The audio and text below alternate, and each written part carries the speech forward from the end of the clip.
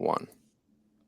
All right. Hello and welcome back, everyone. We have a very special episode here with the first of our contractor conversation series. We're bringing in John Delaurier. He has been a longtime customer of Roof Quote Pro, a very big name in the roofing industry, has a lot of background to bring to bear on this conversation.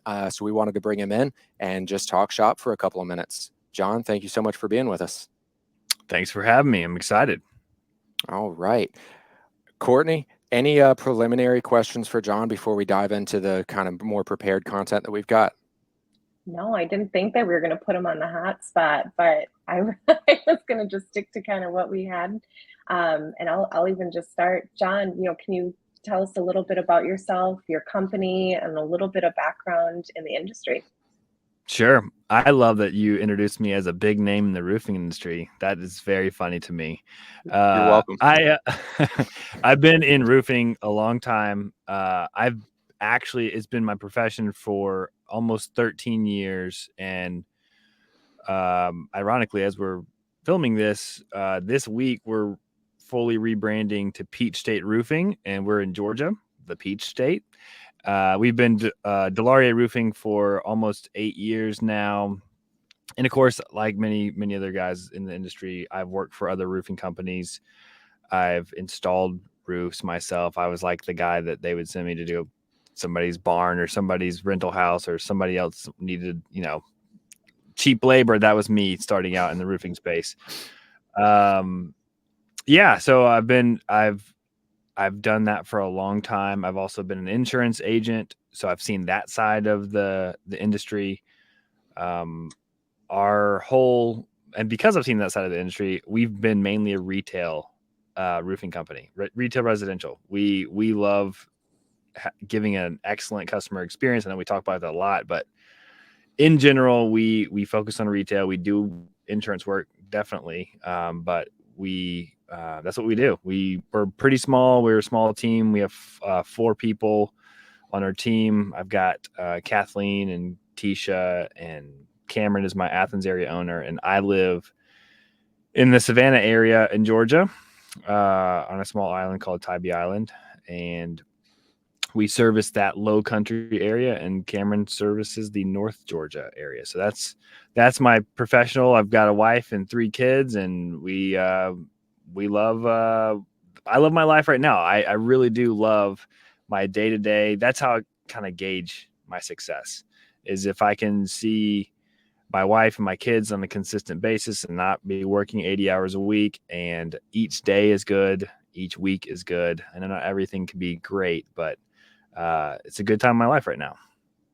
That's a nice metric to use, and I feel like a lot of people put their metrics in different places, of like something more distant and something like a little less in their control, and putting it in, I wake up most days feeling pretty good, and I go to sleep most days feeling pretty good, and I get the things that I need, so I consider myself successful. I like that viewpoint. It's much more, I guess, pleasant to hear than somebody who's just like always driving for the next big thing, which like we all have ambition and we're all driving to things, but being able to appreciate what you have and say, I feel pretty successful because I feel pretty happy most of the time with how I am living my life. I like to hear that. I'm a simple person. I like the simplicity of things are going well. My life is pretty good.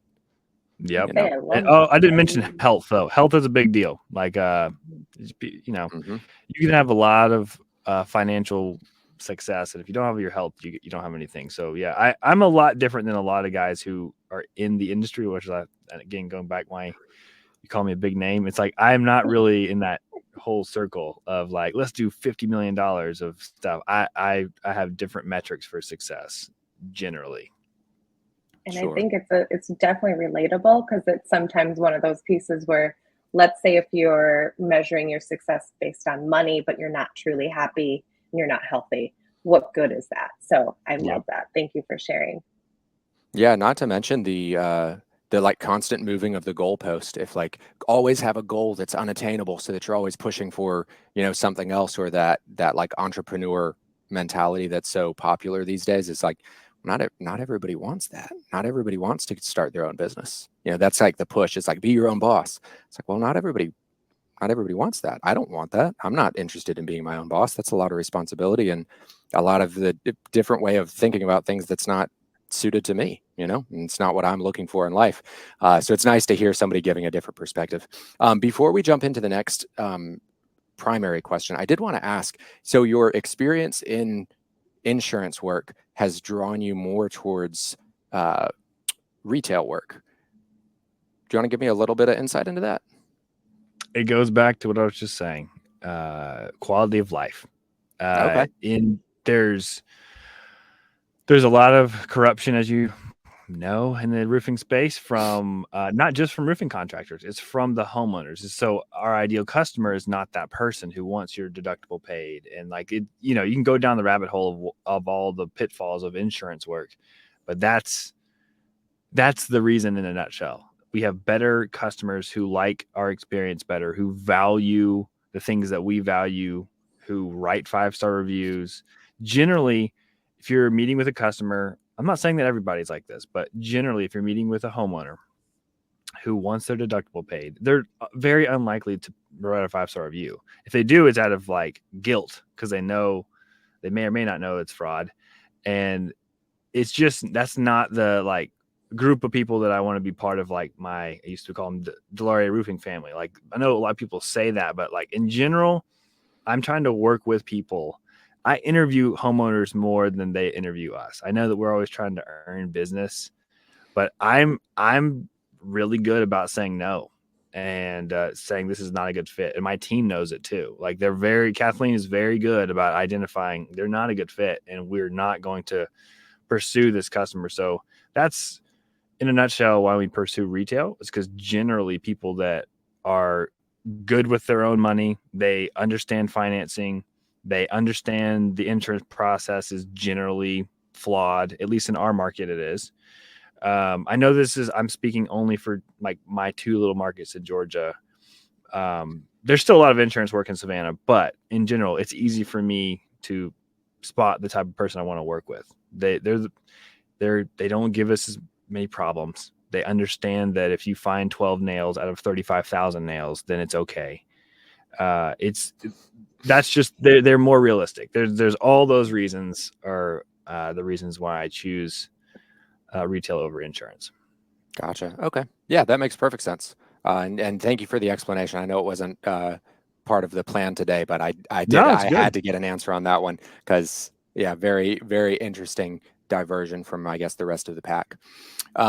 So I wanted to ask that, like, given your experience that it lies beyond solely roofing, so also kind of associated with this, with your insurance background and your finance background, I wanted to see if you could tell me what you see as the current state of home improvement sales and the home improvement market in general, if you're noticing any kind of trends, or just kind of anything that we're seeing this year leading into next year that you want to share. So I've had this conversation quite a bit. I'm a co-founder of ProLine, which is a software company, and we help roofing contractors. But we also started a podcast like 5 weeks ago, and we talk about this exact thing. And then I'm also on another podcast, and we do coaching, and we talk about this quite a bit. So this is obviously it's on top of people's minds a lot. Oh yeah.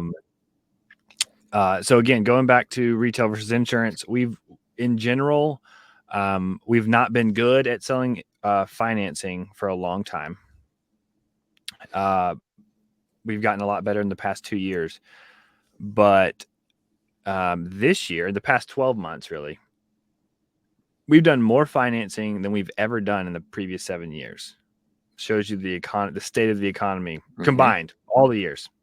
Wow. So that's somewhat on our part. We've made mistakes of not offering it as consistently, but there have been about 3 or 4 years where we have asked, how are you paying for this in the pre-qualification questions? It's part of our pre-qualification process in every way. The salesperson asks for if they're going to pay with financing. And then after we present, it's 3 or 4 times they understand that we offer financing.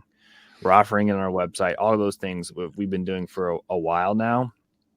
But because of the cost to replace your roof is becoming just simply unaffordable. I mean, we were comparing all kinds of notes, Cameron and I, to roofs. We did a repair for a roof that we did 5 years ago, and it was like $10,000, and like now it would be 22,000. It's just like, and how long of a time gap was that? almost 5 years ago. So 5 years, and you more than doubled in price. Yeah, and that's not the case for everyone. It hasn't quite Mhm. doubled for everyone, but that is how it is for us. So most people don't have, or should not be, just taking 20 grand out of their savings account. It doesn't make sense to do that. So those are some of the factors that have pushed people towards financing. I mean, also going back to the insurance work that we do, if they have a crazy deductible, like on the coast in Savannah, it's like, I've got a $9,000 deductible. I'm like, all right, well, Good we offer Lord. financing for that. We finance more deductibles than ever, because the deductible is not $500, $1,000, $2,000. It's not even 1% anymore. It's like thousands and thousands of dollars. So for that reason, again, we finance more than we've ever financed before. So I see it's not going to change, not going to get any quote better. The shingles are going to continue to increase, potentially 8 to 10% more next month, actually. And we're financing toothbrushes. Like, you go buy a $99 toothbrush, and there it is, a Firm or Klarna is like 4 payments. Like, people are going to become accustomed to financing something they actually need right now, which is their roof. And we just need to get better. That's one of our goals for 2024, is to get even better at selling financing and helping customers say, this is not $23,000. This is X amount of dollars a month. And you have peace of mind, and it's going to get done well. That's how I see everything moving forward, not just from the financing side of things, but another layer to that is, I had this conversation yesterday. My wife and I are driving around, and we're seeing, like, there was an urgent care in a retail storefront that we've used before, because we have 3 kids, and it's closed down. Major retail, like, it's just like, and then right next to it is a major restaurant closed down. Like, and this is not like, Savannah has a pretty strong economy because they have the port. The port does like $6 to $8 billion a year. So there's military backing. Like, this is not not to mention a tourist destination. It's super. Yeah, it draws people from all over the Southeast. It does, and all over the world. Tourism is huge there. So I'm using that as an example because retail storefront is going away, and we have already seen this through COVID with office space, commercial office space, and that is all going away. So as roofing company owners, we need to pivot. I've been doing this before COVID even started, but we're just trying to get even better. Since 2019, we've been selling roofs online, never met customers. Roof Quote Pro made it even easier for us, but we had already had a roofing calculator on our website. We had already been doing this type of selling, because I bought my wife a Tesla at 9:50 at night when she's watching Netflix. I was like, if I can do that, then people are going to want to buy a roof. And it's like, so, and it's true. I mean, we've gotten so many 5-star reviews from people I've never met. I've never seen them. We will probably never meet, but they have company cam pictures of the roof. They know that we did exactly what we said we're going to do. They had a great experience. They never had to meet some sleazy salesperson or even some nice salesperson, and they didn't have to get 3 to 5 estimates either. We're one of the highest priced roofing contractors in both of our markets, and so that's the case where they're like, oh, I expect this to be 10,000, not 22,000, and that's fine. Then they get 2 more estimates, and then we're still higher than the other 2, but we're in the same ballpark. So they just go with us because we had a better experience. Yeah, builds the confidence. Yep. So we have to continue that process, being excellent. And so, how much is this going to cost using Roof Quote Pro, and how am I going to pay for it? It's typically going to be financing, maybe insurance work for some people too, but typically now it makes sense to finance the roof in every metric. So we have to be excellent at those 2 things. And we have to stop thinking about like the retail store front. We cannot, like, it does work still, but that's not how people buy now. They don't care about your showroom. They don't care about all that stuff. I'm speaking in generalities, but that's what I've seen since 2019. From what I've seen in roofing, it's only getting more and more like that. The consumer is wanting to buy online, and they want to know exactly who they want to know you, they want to like you, and they want to trust you the same way, but they just don't want you to come to their house and climb on their roof, draw on freaking chalk. I can't believe we use chalk. I've said this on another podcast. We still use chalk on asphalt shingles to draw on. That's crazy to me. We have AI that's detecting storm damage. There is no reason in the world we have to drones climb that you up can on buy. a roof with a piece of chalk. Yeah, It's insane. It's insane. Yeah. So like the industry is going to change. And if you don't change quickly, you're going to get left behind, because private equity is coming and buying these companies, and they're going to do the same thing.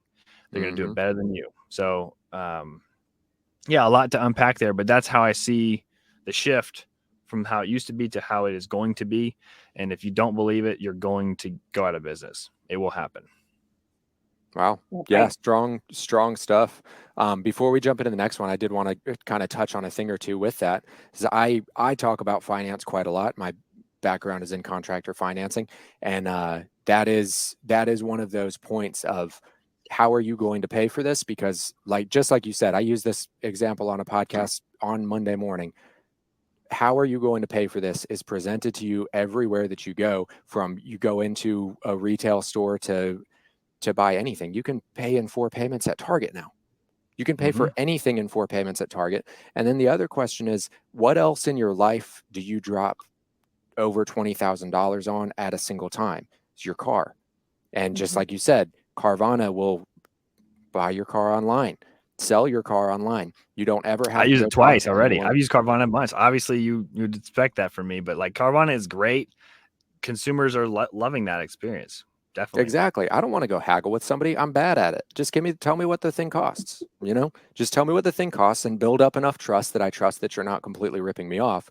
But it's that concept of, is anyone planning to go drop $25,000 in cash on a car? Most of the time, not. Even if you have it, really don't ever spend your money if you can spend somebody else's. And roofs are that same ballpark of $20 to $30, $40, $50,000. Why would you expect a consumer to pay cash for that? You wouldn't expect them to go buy a Suburban in cash. Exactly. Offer And the as financing. Yep. I was going to say, and our markets are changing, how we're spending money. We're spending more money. So it's one of those pieces where, generally speaking, most people want to feel comfortable with what they have in their pocket. And generally how to do that is going to be financing most of those big purchases. Exactly. So, we've had some really crazy high sales this year. As far as individual jobs, like we sold $152,000 residential job this year in Georgia. wow. I know that they do that in Arizona all day long with tile and in Florida and places in the Northwest, but in Georgia, that's an insane thing. And then we just did another $57,000, and then another 60 something thousand. So we've had these like really high end clients. And they're paying with, quote, cash, right? They're not financing with us. But guess what? I will bet so much money that they're using equity lines of credit at some level. They're not using their actual checking account to pay for that. They're using some sort of banking service. So even this ultra wealthy people are not going to use their own money. They're going to use someone else's money. And that's how everyone should be paying for these expensive items. I mean, you talk about vehicles. Vehicles are getting ridiculously expensive. Like trucks, I have that. That's a whole nother tangent. Roofers buying trucks. I'm just like, so what are you doing? And they'll just finance, $2,000 a month, $1,800 a month all day long for a truck. So are homeowners. So if that's why we need to understand that, like, if you're presenting $400 a month or $500 a month, they're used to spending quadruple that on their vehicle. So you need to get on board with understanding how to self-financing. Yeah, exactly. I talk about it all day long. It's going to seem like a setup getting you on here because I really harp on financing constantly.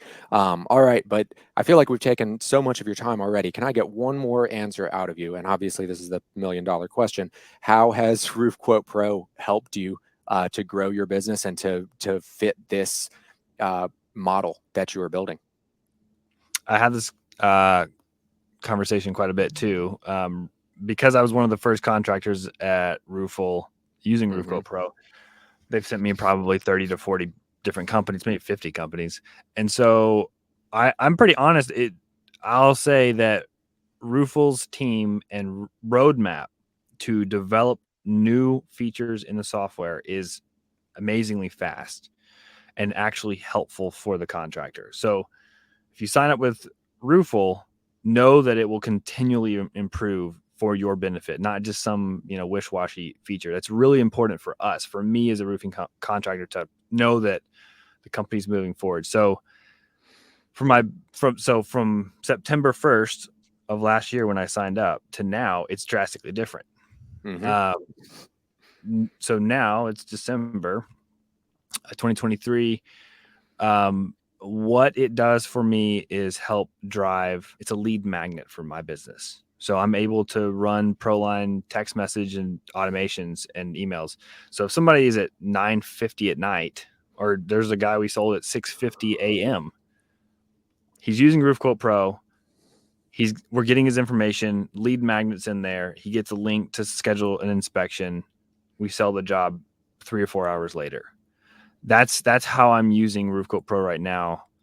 And also just showing the financing numbers there. If you put they have an idea. Oh, first of all, they offer it.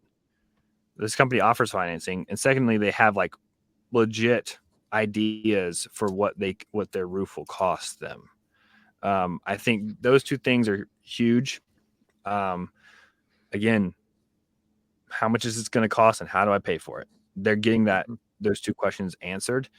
And the number one roofing specific Google search is, how much does my roof cost, in almost every market. So,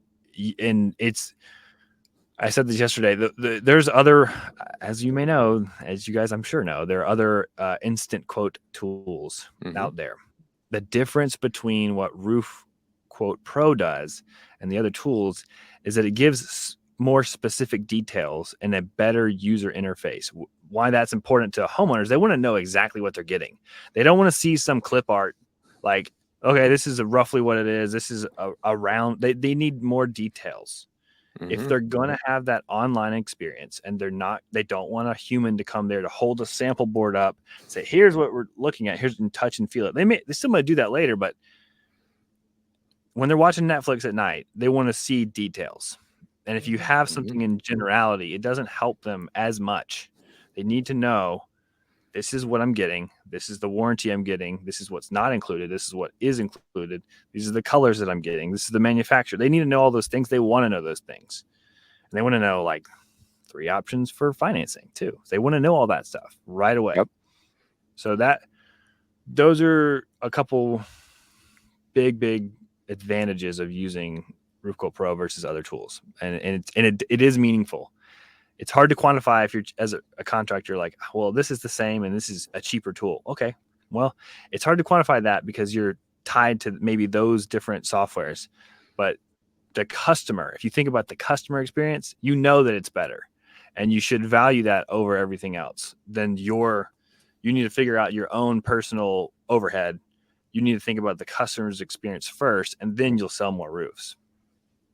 That's such a good way to think about it. And yeah, the simplicity of a customer being able to get those numbers based on your company. One of the biggest objections that I hear when I go out to trade shows and stuff like that is somebody saying, well, I don't want to show my price before I talk to a person because I don't want a competitor to be able to see my price and what have you. And it comes down to, yeah, sure, you could, there's always a chance you could get undercut by somebody showing up and just saying like, oh, well, I see that you've gotten a quote for 25. I'll do it for 24.5. And it saved you $500 just like that. But it's that building up that transparency of who you are, giving them all of that information and making them feel comfortable and confident from the jump of, I know what I'm getting. I know what I can expect. I know the price that I can expect, and I know the steps involved. And then giving them that overall experience to follow up with your communication, staying in that same vein of staying transparent, staying consistent, and staying fast. And if you can meet all of those things, when somebody else shows up and just says, oh, well, I'll do it $500 cheaper, I'll do it $1,000 cheaper, it causes them a moment of hesitation of, well, I didn't get all of this information. I didn't get such a comprehensive understanding of what this project is going to involve from you. You just came with a price. And building that confidence is such a key factor that I think a lot of people sometimes overlook. Yeah, and I want to point out that you said a couple things. That you said you're not the cheapest one in your area, and you're also not afraid to put this out on your website. So I have a lot of fears from contractors who say those two things. I don't want someone to be price shopping me. Those are not issues that you're experiencing. So I appreciate you willing to share that, just because that is a lot of hesitation that we hear from some contractors. Let's be real too. Those contractors know exactly how much their competitors are pricing. It's not a secret. And if it is a secret, then you're not a good business owner. You should just get, like, you'll be struggling every time. Am I pricing this right? You don't know your own numbers. You need to know your own numbers. Everyone has different overhead. Everyone has different costs. Know your numbers, hit your profit margins, be confident in your own self. And that will, as an owner, if you know your numbers and you know how much profit you need to make, then every salesperson will have the same confidence too, because they're like, well, why is he making $10,000 on this roof? He's not making $10,000 on the roof. There's overhead, there's cost. So like, you need to understand your numbers first. It doesn't matter what company A, B, or C is charging. And it's just ironic. The two biggest competitors we have in Athens, we're like within $500 every single time. It's not a secret. We're using similar labor crews, not the same ones, but we know how much our labor costs. We know how much the material costs. Nobody's really winning. And if you are cutting $500 worth of corners, you need to explain that to the homeowner. Hey, okay, where else am I going to cut corners if I'm saving $500? I'm going to use something, and you're not going to get the manufacturer's warranty, whatever the case may be. Like, sell that. I hate the term value because it's so overly used, but sell, like, what is the customer getting from you? Are they getting a good warranty? Are they getting something that's registered to them? Are they getting a crew that actually cares about cleaning up? Are they getting a company that really cares about their own reputation? Like, if you care about 5-star reviews as a company owner, you have something to lose. Other companies that don't care about that have nothing to lose. If they don't care about reviews, okay, sure, write about a review. I'll just keep driving around my truck with my magnet on there, and I'll keep getting work, and no one can ever hurt me because I don't care about, like, all those things matter. Homeowners know that. If they're looking at your reviews, they know that you care about your reputation and how well you do the job, and it doesn't leak, all those things. So any contractor thinking about, like, the price shopping thing, or they're going to know my pricing, doesn't matter. It doesn't matter. You need to get out of your own head, and you need to price and know your own numbers first, and then let the customer decide based on your excellent user interface, seeing exactly all the details. They can trust you. They trust you. They know you're going to do a good job. So if you are $500, $1,000, $2,000 more, whatever the number is, it doesn't matter. If they don't value those things, you need to be okay not getting that customer. And you need to understand that you need to explain the difference between what you are and who you are as a company versus somebody else who doesn't have that. We get all the time. This happens all the time. People ask for our reports for free after they've chosen somebody else. I'm like, no, I'm either not going to give it to you, or you can pay $500 for this report. Like, that's just how it goes. They know that we're going to do a good job. And they know the next person is significantly cheaper, and they're wondering why. They want to, like, compare apples to apples, and it's comparing apples to oranges. So be the best, and you'll have the best margins, and you'll have the best customers. Going back to retail versus insurance, all this is connected to how I operate. Like, I want the best customers. I don't want somebody who cares about $500 difference. I want them to know that we're going to do a good job. Yeah, and I guess if you present the right information, the consistent, clean, and well-rounded information to a customer, and it is the right customer, if someone shows up to try to undercut you, that customer should be so well informed by how you have presented things that they ask that contractor why and how is this possible. You know, if you're transparent and you give them a good understanding of the project and what it's going to take, then they should be wary if somebody shows up and says, oh, well, $2,000 cheaper. How are you going to accomplish that? Should be going through their head. Even if they don't ask it directly to that contractor, that should be the question: is how are you coming in so much lower when I'm seeing all of the information that I'm supposed to see and I know exactly what this project's going to do, and I know the warranties that are included. What am I missing here, or what are you missing here to come in this much lower? It's true. Kind of ties into that whole like circle of life, like how you said, we pre-qualify our customers. You're making sure that you're working with the right customers at the end of the day, which speaks volumes. So awesome. Well, John, we've taken up a lot of your time already. Unless you've got any other closing statements. Got anything big to share? Great. Yeah, man. If you're interested in Roof Quote Pro, ROOFLE, you should at least do a demo to see if it's a good fit for your business. It's been great for my business. I'll continue to use you guys. All right. Awesome. Thanks so much for the kind words. John, Courtney, thank you so much for joining us here, and we will catch everybody the next time around. Bye, everybody.